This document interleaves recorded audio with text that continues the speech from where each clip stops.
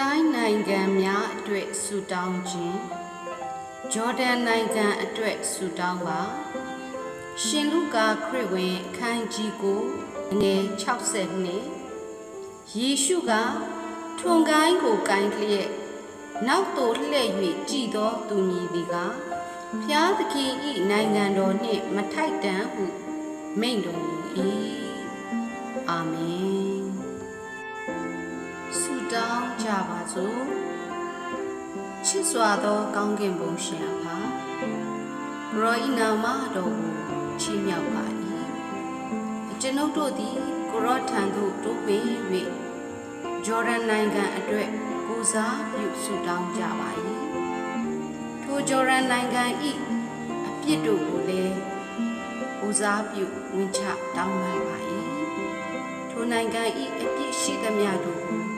ခွင့်လွှတ်တော်မူပါထိုနိုင်ငံရှိခရိယန်ကြီးကိုများသည်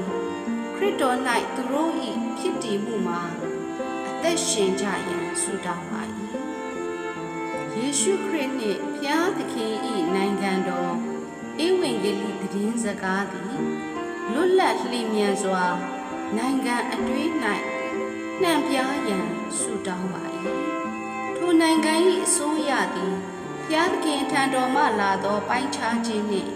လမ်းပြမှုကောင်းကြီးမင်္ဂလာများရရှိနိုင်ကြစေရန်ကျွန်ုပ်တို့ဆုတောင်းကြပါ၏ထိုနိုင်ငံအတွက်လှုပ်ဆောင်ပေးနေသောတာဝန်ရှိသောခေါင်းဆောင်များနှင့်ခရိယာအဖွဲ့အစည်းများအတွက်သူတို့၏လုပ်ရက်များအပေါ်ဖျားသခင်၏အတူပါရှိခြင်းအပြင်ကောင်းကြီးမင်္ဂလာခံစားရရှိစေရန်ဆုတောင်းကြပါ၏တကူးကြီးသောအသင်းတော်ဆိုင်ရာတာဝန်ဖြင့်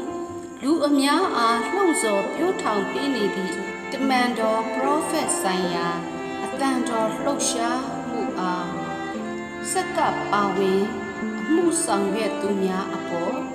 ကောင်းကြီးပေးခြင်းဖြင့်သာ၍ဖျားသခင်၏ဘုန်းတော်ပို၍ထင်ရှားနိုင်ကြစေရန်ဆုတောင်းကြပါ၏အိုအဖဖျားအလိုတော်သည်ကောင်းကင်ဘုံ၌ပြည့်စုံတဲ့ကဲ့သို့ဂျော်ဒန်နိုင်ငံအပေါ်၌သာ၍ပြည့်စုံမည်အကြောင်းသခင်ယေရှုနာမ၌ဆုတောင်းကြပါ၏အာမင်